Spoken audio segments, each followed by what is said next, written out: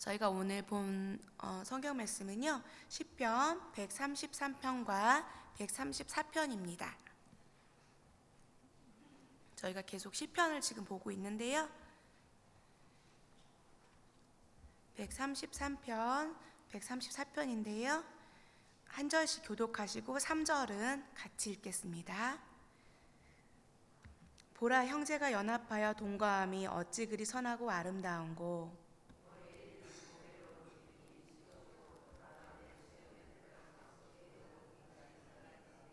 같이요.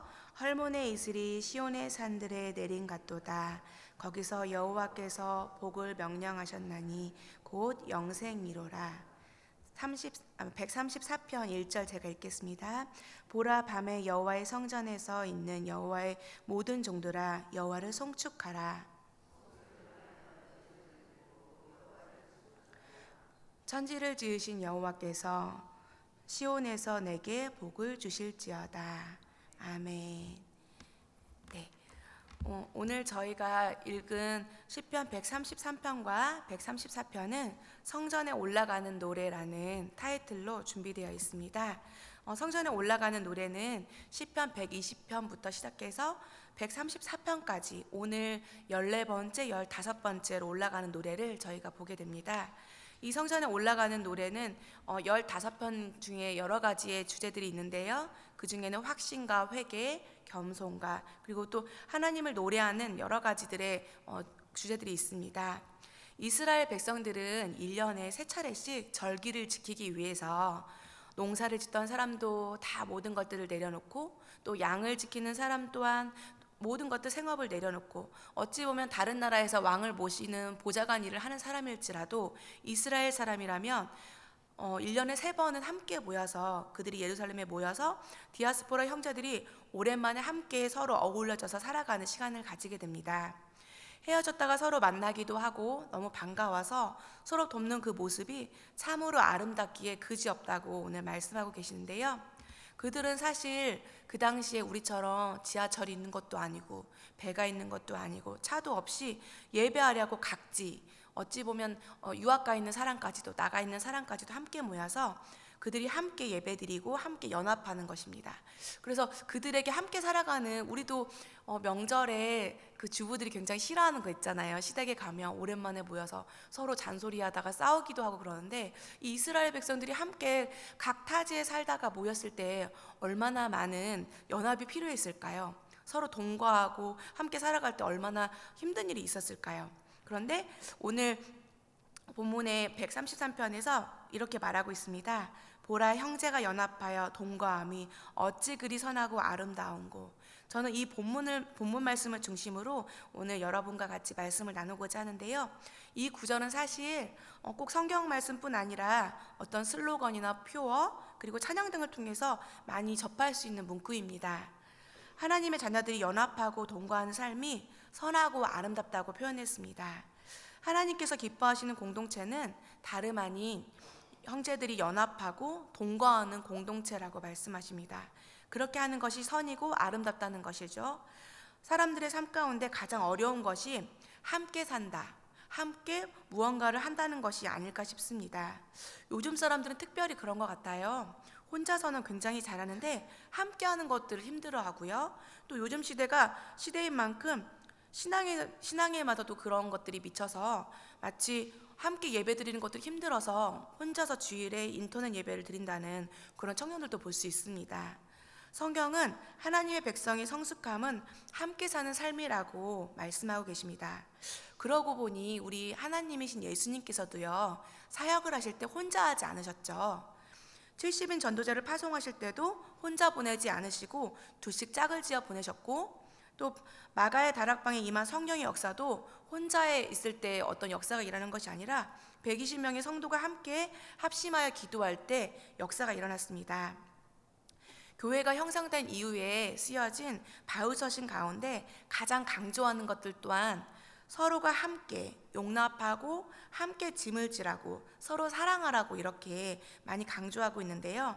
신앙의 가장 큰 특징은 연합과 함께하는 삶입니다. 이것은 나의 스타일이라고 핑계할 수 없고 하나님의 말씀인 동시에 명령인 것입니다. 우리에게 가족이란 존재가 난 가족이 너무 싫다고 떠날 수 있을까요? 아무리 보기 싫고 미워도 가족은 죽을 때까지 가족입니다.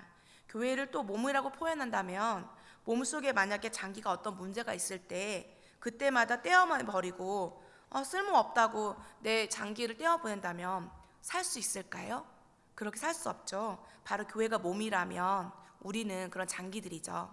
저는 우리 교회 영세교회가 예수님의 피값으로 세워진 하나님의 집 교회라면 교회 공동체를 향한 아버지의 마음, 바로 하나됨, 가족됨을 소유하는 그런 교회가 되기를 소망합니다. 하나님은 이런 선하고 아름다운 공동체를 세 가지로 비유하셔서 말씀하셨는데요. 형제가 연합하여 동거하고 선하고 아름다움은 첫 번째 보배로운 기름에 비유하셨고, 두 번째 아론의 수염, 세 번째 헐문의 이슬로 표현하고 있습니다. 그럼 첫 번째 보배로운 기름으로 비유하셨는데요. 보배로운 기름은 우리가 잘 알고 있는데 아론은 대제사장인데요. 대제사장과 관련해서 기름에 대한 말씀이 있는데요. 그러면 대제사장의 임직식을 떠올려 볼 수 있습니다. 임직식 때 머리에 있는 보배로운 기름은 대제사장 임직식 때 바로 바르는 기름인데요. 머리에 붓는 기름인데요. 출애굽기 29장 7절에 보면 하나님을 섬길 제사장 직분을 위임할 때 관유를 가져다가 그의 머리에 부어 바르라 라고 말씀하셨습니다. 이 향기로운 기름은 긴 수염을 타고 흘러서 어깨에 적시고 가슴에 적십니다. 그런데 대제사장의 가슴에는 12지파의 이름이 새겨진 보석이 있어요. 그래서 그 보석에까지 계속 그 기름이 흘러내린다는 거죠. 아론뿐 아니라 12지파 그 자리에 함께한 모든 성도들까지 흘러간다는 것이지요. 즉 공동체가 예수의 향기로 가득한 공동체, 하나님의 은혜의 도가니가 되어야 된다는 것입니다. 더군다나 하나님의 자녀들이 연합하여 즐겁게 함께할 때 교회뿐만 아니라 그 주변, 마을, 지역, 많은 사람들까지 그 향기가 흘러나간다는 것이에요. 교회를 오래 다녔나? 우리 집은 몇 대째, 5대째 믿는 집안이에요. 모태신앙 집안이에요. 성경을 많이 알아요. 성경을 백독했어요. 이런 것보다도 중요한 것은 하나님의 자녀로 향기나는 인생으로 살고 있는가가 중요합니다. 이 지역에서 그 교회가 얼마나 건물이 크고 성도가 몇 명이 모여서 그 교회가 얼마나 큰 거를 상징한 것이 아니라 그 교회가 지역사회에 예수 그리스도의 향기를 풍기느냐가 중요한 것입니다. 저는 우리 영세교회가 그리고 이 새벽에 나온 우리 성도 여러분이 그렇게 예수의 향기를 주변의 이웃들에게 물들이는 그런 축복이 가득하길 소망합니다. 두 번째는 아론의 수염으로 비유하셨습니다.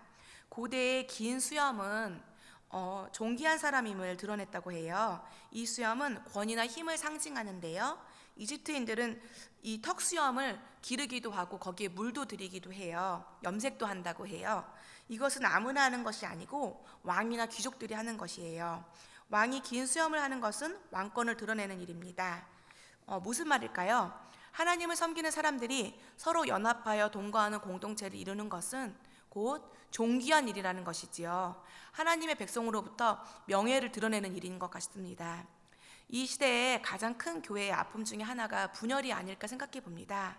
물론 분열이 되기까지 수많은 이유가 있겠지만 연합하고 하나 되어야 할 가족 공동체가 서로 싸우고 헐뜯고 비난하고 결국 쪼개지는 것, 아마 하나님께서 가장 힘들어하시고 아파하시는 일이지 않을까 싶어요. 성도 여러분, 여러분은 세상 그 누구보다도 존귀한 하나님의 자녀들입니다. 교회는 그런 자녀들로 모인 공동체입니다. 그렇다면 내가 존귀하다면 상대방 또한 존귀합니다. 내가 존중과 사랑으로 대접할 때, 그렇게 대접받고 싶을 때 상대방에게도 그렇게 해야 합니다. 하나님은 우리의 자녀들, 하나님의 자녀들, 우리를 보고 언제 흐뭇해 하실까요? 저는 아들만 셋을 키우고 있어요. 그런데 아들 셋 삼형제가 사이좋게 놀고 있을 때 서로를 참 챙겨주고 숟가락 하나 떨어졌을 때 그거 들어서 둘째 형아가 막내에게 전해줄 때 그런 모습을 보면 굉장히 서로를 챙기는 모습, 사이좋게 지내는 모습이 되게 예뻐 보이더라고요. 너무 흐뭇하기도 하고 보람을 느끼기도 하고요. 그런데 제일 화가 날 때는 아이스크림이 하나일 때 막내가 먹겠다고 둘째가 먹겠다고 서로 막 핥히고 그래서 가끔은 상처가 생기기도 해요. 서로 이렇게 장난감 하나 가지고 아이스크림 하나 가지고 싸울 때, 때릴 때 굉장히 엄마로서 마음이 아프더라고요. 서로 사랑하며 잘 지내는 것은 부모의 기쁨이고 영광입니다. 우리 하나님도 우리를 보실 때 그렇게 동일하게 생각하고 계실 겁니다. 성도가 서로 하나가 되고 모든 일에 연합하여 주님의 일을 감당할 때 하나님은 웃으시고 흐뭇해 하십니다. 그것이 주님이 이 땅 가운데 꿈꾸시는 건강한 교회인 줄 믿습니다. 마지막으로 헐몬의 이슬에 비유했습니다. 헐몬의 이슬은 레바논 이스라엘 맨쪽 그 북쪽에 있는 산인데요. 이 산은 만년설로 유명해서 늘 눈이 쌓여 있다고 해요. 그리고 해발 2770m여가지고 굉장히 높은 산이고, 헐몬산에는 이슬이 많이 내리는데 1년에 1300m 정도의 이슬이 내린다고 해요. 그런데 그 이슬이 헐몬산에만 내리는 것이 아니라 시온산에도 내린다고 오늘 말씀하고 계세요. 헐몬산이 북쪽이라면 시온산은 저 아래 남유다 쪽이거든요. 그런데 어떻게 내린다는 것일까요? 그것은, 그 의미는 바로 헐몬산에 이슬이 내려서 갈릴리 호수를 이루고 또 사해가 되어서 흘러내려와 남유다의 시온의 산까지 내린다는 것이죠. 이것은 하나님의 풍성한 은혜를 흘러가는 그런 것들을 우리에게 말씀하고 계십니다. 하나님의 은혜가 메마르고 황량한 남쪽 사막 지방까지 헐몬 이슬이 흘러간다는 것이죠. 생명의 원천이 되신 하나님께서 생명을 주시고 풍요로움을 주신다는 것을 의미합니다. 그렇습니다. 하나님의 은혜는 고여있는 것이 아니라 흘러갈 때 선한 영향력을 끼칩니다.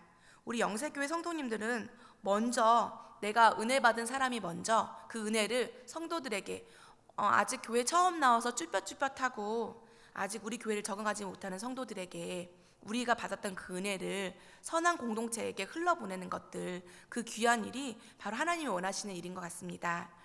우리는 하나님께 소망하고 기도해야 합니다. 무엇을 기도해야 할까요? 내가 먼저 은혜 받기를 기도해야 합니다. 그래야 내 공동체도 같이 은혜 받을 수 있고 은혜를 나누어 주는 헐몬의 이슬이 되어서 이 교회, 영세교회뿐 아니라 저 밖의 세상까지 흘러보내는 것입니다. 메마르고 답답하고 막막한 곳까지 흘러보내야 합니다. 형제들이 하나님 앞에서 연합하고 동거하는 삶을 살 때 하나님께서 생명을 주시고 풍요로움을 주신다는 것입니다.